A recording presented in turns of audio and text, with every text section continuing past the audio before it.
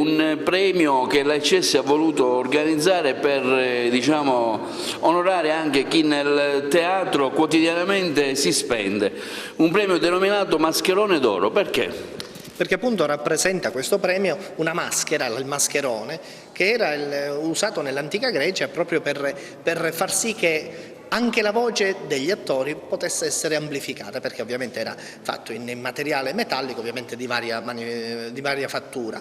Ma oggi questo mascherone l'abbiamo riproposto, l'abbiamo proposto ai giorni nostri per far sì che ci sia un collegamento importantissimo tra la cultura e la nostra storia, perché la nostra storia è qualcosa di importante e che noi vogliamo celebrare, ma anche non solo la nostra storia antica, ma anche tutte le persone di tutti i grandi personaggi del nostro tempo, ma anche di qualche anno fa, che hanno arricchito il panorama culturale italiano, specialmente nel teatro e specialmente in ambiti artistici. Quanto è importante organizzare questi eventi?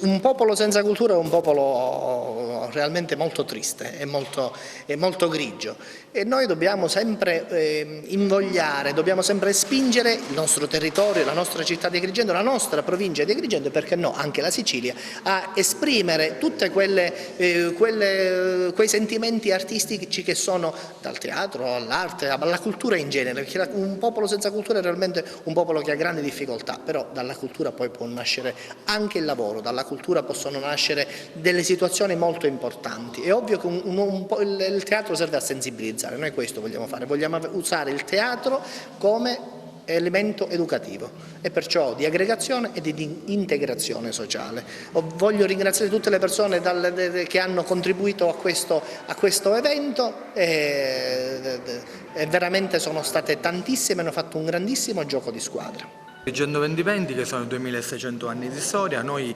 abbiamo messo in calendario una serie di iniziative, soprattutto teatrali e culturali, ed abbiamo elencate questa sera qua, diciamo, sul palco del premio organizzato dall'ACS. Ma oltre a queste manifestazioni che faremo, porteremo avanti una serie di iniziative assieme sia all'ACS che altre compagnie, ma soprattutto andremo a valorizzare tutte quelle compagnie amatoriali che oggi svolgono un ruolo importante sulla città, ma che vengono poco considerate.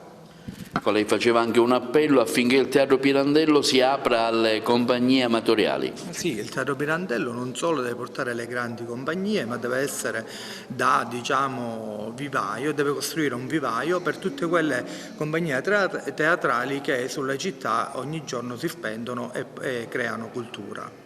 Ecco, come turismo che dato mi dà relativamente un po' ai flussi turistici della regione Sicilia, visto che lei è braccio destro dell'assessorato? Il flusso turistico in Sicilia va bene, solamente che c'è tanto da fare, tanto da migliorare, dobbiamo creare dei segmenti e lo stiamo facendo tramite anche l'assessore Messina, dei segmenti nuovi come quello dell'enogastronomia, come quello dei cammini e non solo, e stiamo puntando pure molto sul turismo croceristico.